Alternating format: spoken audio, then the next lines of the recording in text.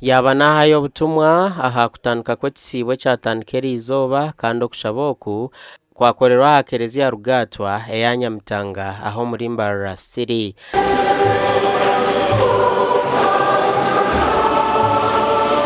Rambati beino omugisha yasha abeine okwera abatine nkemwe hampaji yokusiba kurungi. Nawe kinyoni shaba ngo mbwire w'ekisibo eki abako ba papa mbara umutumwa bwa papa leo 14 umutumwa w'ekisibo cyakugamba turi omuyihamba turi nko muyihamba nk'Abisirayeli ko bari muyihamba nabaza munsi yaraganisiwe nitwe turi omuyihamba uruga omunsi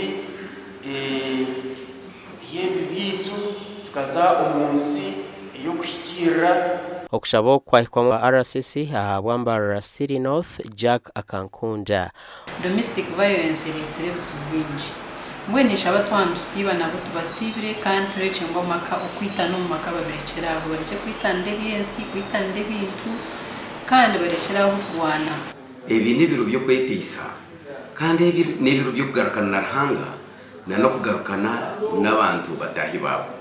Ebi izoberi ni rukuru munonga ahabukuba kuruko notekateka aha biro by'ekisibo notekateka kugira ngo umuntu nyabuntu ubona kubyayika aryafa kandi n'umuntu w'umucucu ahabukuba kargo umucucu nayo ni yaragaruka ngo turusha mu kutandika ishura ya 3 19 mwene cikuru munonga no kugira ngo buryo umwe ashimirwa nayireba nugira umwanya murunji ukushaba nugira umwanya murunji ukwetisa nugira umwanya murunji gukugaba. Omugandi Bishop w'itwaro rya Kabale Right Reverend Callixte Rubaramera yashaba Kristo koreso bwire bw'ekisibo okutereza enkwatanisa yabo na Ruhanga.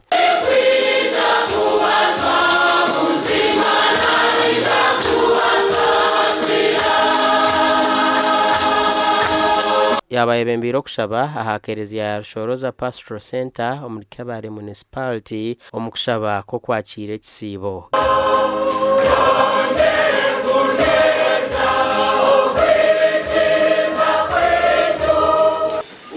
Sibo Ruhangana tweta yomo muri twe tumwikirira jende nitwe omagara gaitu tweshijube okwishongora tweshijube okutwemerire na Ruhanga omagara gaitu okuturawe n'umwishomo ryo kubanzira yoweri buryo umwe omuru bantu ba Israeli bo n'abana n'abato n'abakuru bona byo maketwa ayeshijube okumyane bituramare buri kintu cyone kiturakore oba no kweshingereza oba no kwefubira oba no gukora iby'imbabazi byona nibiza kubabwira akakwate kitu na Kristo na munonga ahabo kwikiriza kwitu.